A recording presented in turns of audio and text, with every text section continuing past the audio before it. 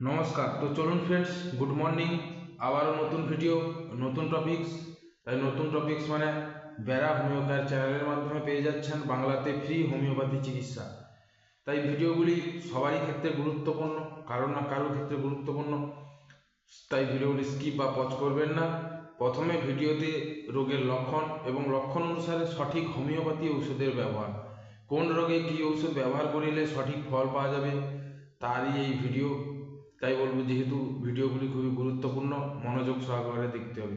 তো চলুন, আজকে যে রোগটির কথা আলোচনা করব সেটি হচ্ছে স্ত্রী ও পুরুষ, যুবক ও যুবতীদের দেখবেন অনেকের ক্ষেত্রে বিভিন্ন কারণে শরীরের চুল ঝরে যাচ্ছে। চুল পড়া, চুল পেকে যাওয়া কিংবা চুল বাদামি বর্ণ ধারণ করা একটি মারাত্মক রোগ।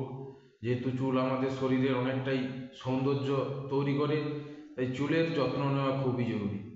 তাই চুল যেহেতু অল্প বয়সে ঝরে যাওয়া কিংবা চুল বাদামি বর্ণ ধারণ করা কিংবা চুল সাদা হয়ে যাওয়া, এটি একটি রোগের মধ্যে পড়ে।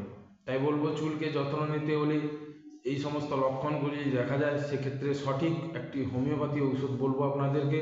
সেটি ব্যবহার করলে আপনারা নিশ্চয়ই 100তে 100 ফল পাবেন। তাই চলুন, যে ঔষধটির কথা বলছি সেটি হচ্ছে জাবোরেন্ডি। স্পেলিংটি বা বানানটি বলে দিচ্ছি: JABO, জাবোরেন্ডি, RANDI, জাবোরেন্ডি মাদার। এই ঔষধটির 15 থেকে 20 ফোঁটা করে সকাল দুপুর সন্ধ্যা জল সহকারে খালি পেটে সেবন করিতে হইবে। এবং এর মাদার ও নারিকেল তেল আপনাদেরকে রাত্রিতে শোয়ার আগে চুলে ম্যাসেজ করতে হবে। কিংবা জাবোরেন্ডির হেয়ার অয়েলও কিনতে পাওয়া যায়, বিভিন্ন হোমিওপ্যাথি শপ কিংবা অনলাইন থেকেও পেয়ে যাবেন। এই তেলটি আপনারা প্রয়োজন মতো দিনে 2বার স্নানের পরে এবং রাত্রিতে শোয়ার আগে ব্যবহার করিলে দেখবেন অনেকের ক্ষেত্রে মাথার যন্ত্রণা কিংবা অনিদ্রা, চুল পড়ে যাওয়া, এই সমস্ত রোগ থেকে চিরতরে মুক্তি পাওয়া সম্ভব, বা এই সমস্ত রোগকে নির্মূল করা সম্ভব, 100% প্রমাণিত।